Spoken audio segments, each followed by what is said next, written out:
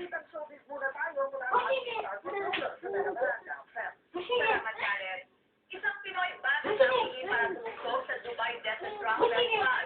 Wala namang inimbitang manliligaw si Christine Reyes sa premiere ng pelikula nila ni Aramila. At sa bumalik na sa bansa matapos manganak sa Amerika. Nagpapatron, may dumawal.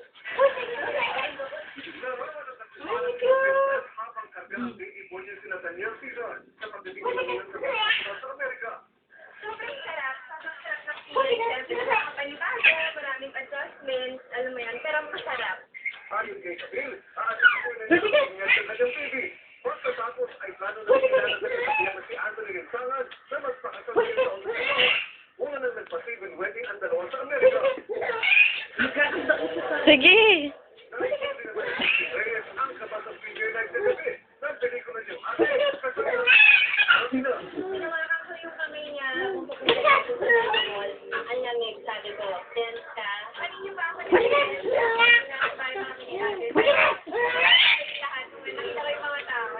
Dumating ang lolo ni Ara na si ex-mayor Mel Valdez sa star pa rin sa premiere night. Na parehong sinukay sa kanya.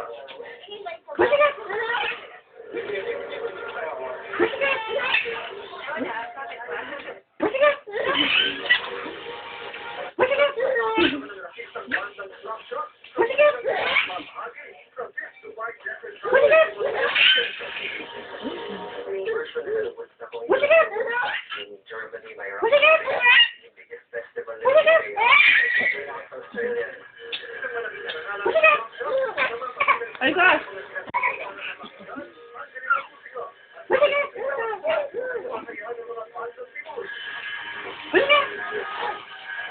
Ay,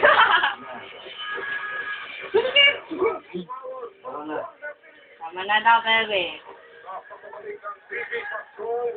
Ilas na lang. Tama na. Naglabas ng galit kay Lolo Chloe. Hindi ako takot sa'yo. Ngayon, magkakaibigan tayo for 2 years, 30 years. Sinisira mo dahil sa isang lali ng tao.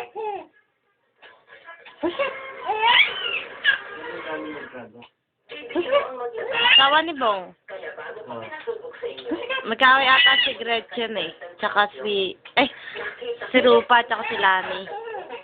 kaya nasa champion ang tiwala ko. Iisa na. Sarming coffee. Premium instant coffee. Strawberry, feature aroma. Kaya kahit konti lang ang gamitin, buong rin ang lasa ng Tama na, anak mo, palatak pa na. Baby, palatak mo.